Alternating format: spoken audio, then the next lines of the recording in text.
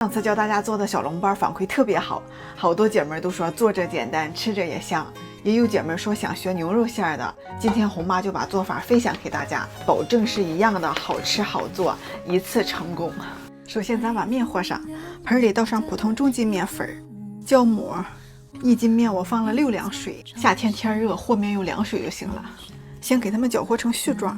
家里要是有猪油的可以加上点，这样做出来那个小笼包皮儿又白又亮，凉了以后也不硬。再下手给它揉成团儿，为了更好揉，再给它转揉面垫上。你就用掌根像搓衣服这样来回的给它搓几分钟。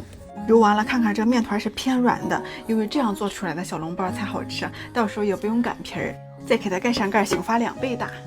趁这时候咱把肉馅调了，这牛肉馅想要做的又香又嫩还多汁的话，你们就按照我这个方法调，保证做出来的比外面卖的都好吃。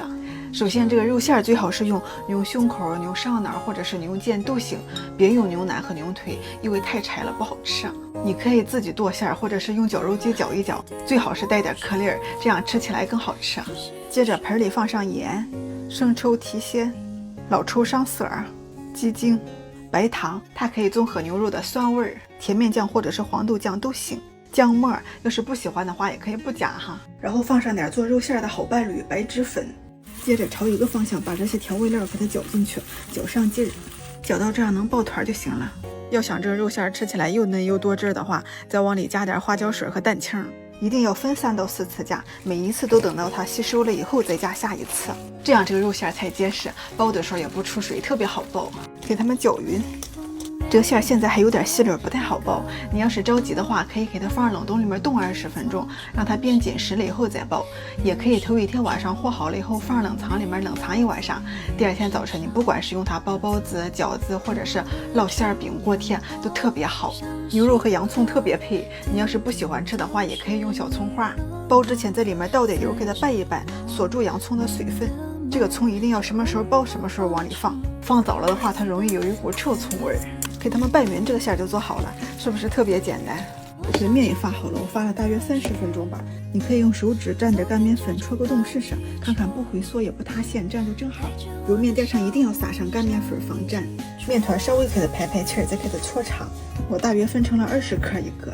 接下来特别简单，也不用擀皮儿，你就用手这样给它整理成一个中间厚、边上稍微薄一点的小圆饼就行了。要是粘手的话，你就给它撒点干面粉，放上馅儿。包的时候用左手的大拇指按住馅儿，右手的大拇指不动，食指这么往前捏着，给它捏起来就行了。自己吃不用管好不好看，因为这个面软，蒸熟了以后也看不出来什么褶了。这个包起来特别快，一会儿就包完了。这些量一共做了5屉，包完了以后直接给它放开水锅上蒸就行了。因为现在这个天热，加上这个包子小，其实你最后一个包完的时候，前面已经醒的差不多了。水开上气以后，用大火蒸12分钟，一定再焖2分钟，不然一掀盖容易缩。掀盖看看哈，肉馅特别嫩，比卖的都好吃啊。